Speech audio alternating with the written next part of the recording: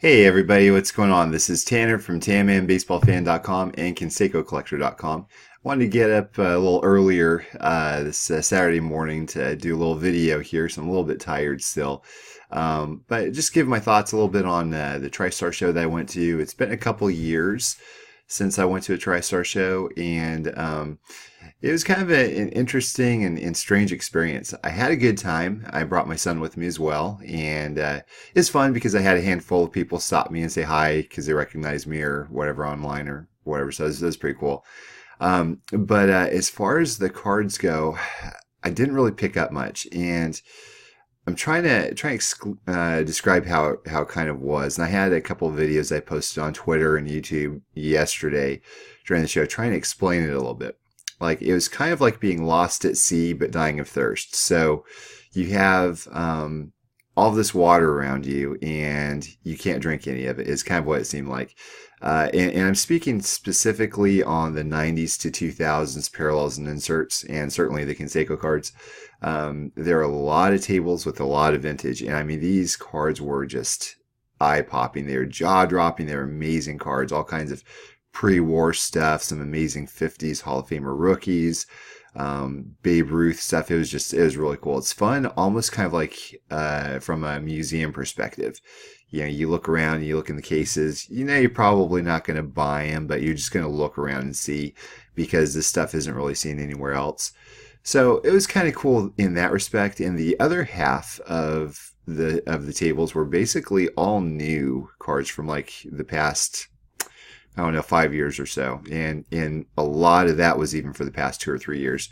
So, and that's fine. I mean, I know a lot of people collect that stuff. It's a huge market, but it just, to me, I don't know, kind of is starting to feel like they're an imitation of cards from a couple decades ago. So, I looked at them. I don't really have the love that I did on the newer cards anymore. But, so really kind of what I was looking for was any Conseco cards that would catch my eye, which I knew for a fact, like 99%, that there was probably not going to be anything in the entire show. And the show's massive. I mean, I've never been to the National, but I'm sure this isn't as big as the National, but, it's a big show. I mean, there's a bunch of dealers. And it's kind of funny, when you look out at all the tables, you're like, yeah, there's probably not going to be any Conseco cards I'm really going to be interested in.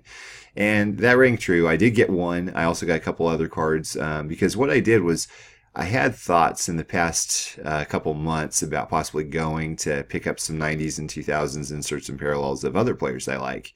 Because I have a binder that I'm working on that's just, some cool cards, but nothing like eye-popping or anything like that. It's just fun 90s and 2000s inserts and parallels. So I went through some boxes and several boxes, and I picked up a few of them, like 11 cards. So nothing really crazy, but I'll go ahead and show them now. So first one is a 90, I think it's 96 Ultra Rawhide Ripken. And it's a cool card, and I'll take it out of the holder here so that way you can see it's embossed and it's got a texture to it. I guess it's not embossed, but it's got a texture to it. You can see it there. So it's a really nice card. I might actually have this one already, but I just figured I'd grab it just, to maybe trade or, sell something down the road. So next one is 93 SP Platinum Power Die Cut Mike Piazza. And it's kind of funny because like these cards, we've seen these growing up a lot, but they're just not at shows anymore. I mean, you can get them all day long on eBay and stuff, but it's interesting. So here's a 92 Ultra Ken Griffey Jr.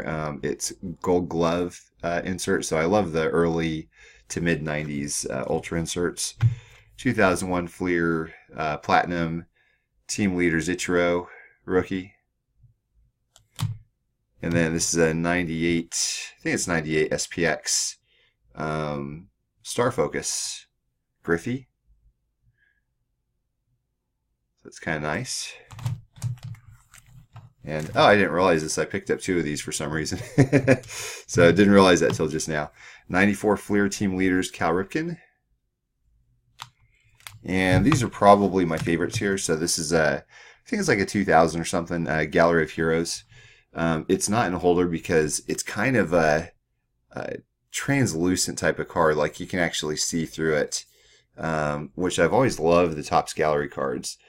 And so I just had to pick this up. It's die cut. It's really nice. Like, I love this kind of card here. I just think this is such a really neat card. Next one, some Dufex technology here. It's a Select Aces Roger Clemens. Now that is a very pretty card right there. I like that a lot. And I'm missing one here. Oh, here it is. Okay.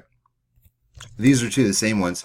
2000 Tech yellow variation of Mike Piazza, Mark McGwire. So these are the quote unquote winners of the lot. So these were in dollar boxes.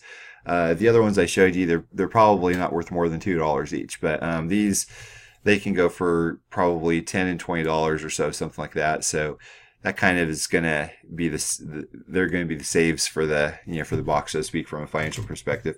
I went around asking some people from Table Table, hey, you have any Conseco cards? And most of them didn't. The ones that did, they said, oh yeah, and they showed me like a 2018 Tier 1. I'm like, okay. Oh, here's a 2016 Tribute. I don't really care too much about those either. But one guy said, yeah, I think I do. And so he shows me this, and it was a really good price too. It's numbered at 2. It's a 2016 Topps Archive Signature Series. So it's a great, beautiful signature. It's obviously really rare. There's only one other of them out there, but it doesn't do anything for me for my collection. So I just picked it up just because it was a good deal. I have no plans to keep this in my collection personally. I think it's going to be better suited in somebody else's collection that loves the low numbered autograph stuff. I mean, it's a great card, but it's just not something that I have any attachment to. So I have more attachment to the base card of this personally. So anyways, yeah, that's all that I picked up. Oh, and one thing that was fun, there was a guy that came up to this one table, and it's kind of funny. He was talking to this other dealer about the lockout in '94 and how McGwire and Sosa had the home run race in 1998, and how it probably saved baseball in many respects. And I actually did some polls online this past week about that very question. So it's kind of funny. It's ironic that that conversation was happening right when I was talking about the steroid era and how that may have had a hand in actually saving baseball in some respect. And I was actually talking to my son on the car ride up to the card show, and he said, "Hey, Dad, I'm working on a game. I want to know more about the culture from like the late 90s. And so I go, okay, well, yeah, I'll tell you all that I can.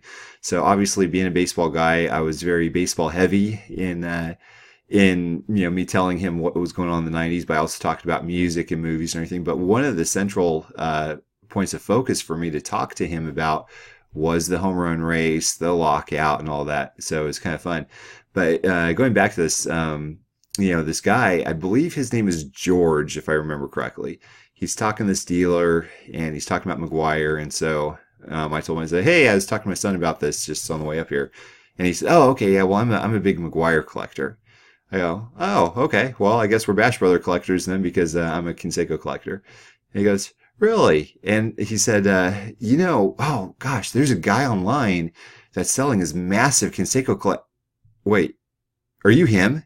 And it was so funny. I go, yeah, that's me. And I actually sold everything inside of 4 months. And I'm picking up some stuff that I love, using the profit from my collection that I sold. And he goes, oh, no way. That's crazy. So it was a good time talking to him. And, he showed me some pictures of his collection, which was really impressive. So that was fun. I would say that the best time I had was actually talking to him and the others at the show as well. So just kind of making connections that way and just enjoying the people there and the camaraderie. So the cards themselves, like I said, there's just nothing really that was really in my wheelhouse. But and when I'm posting these pictures and these videos, like I'm looking at them going, wah, wah, wah. There's nothing really that's interesting for me. Cool bat knobs out there and everything for sure, but nothing really that just sparked my interest. And I post them online, and the people that are following me on Twitter or YouTube or Facebook, they're going, oh man, I miss card shows. Oh, that's so great. I wish I was there. And, it made me think, that's interesting, because maybe there are some people that just haven't gone for years and they have this twice a year over here, and still I'm like, there's nothing. I'd rather just sit in front of my computer and look at eBay, see if there's anything there, or trade online with some of y'all out there as well. So, I think that we are very spoiled and very blessed with all of the online avenues that we have to collect nowadays and to connect with each other. But one thing is for sure, it's definitely not going to, there's one thing that you cannot take away from these in-person meetings is just really kind of the face-to-face time with other collectors. So that was fun. It was a blast, and that certainly was the best thing of the whole show. So, anyways, if y'all are going on today or tomorrow to TriStar, I'm not going to be there, but I do wish you luck in finding what you want. Feel free to post up and show me what you have. I'd love to see what you pick up. So, hope you guys have a great day. Thanks.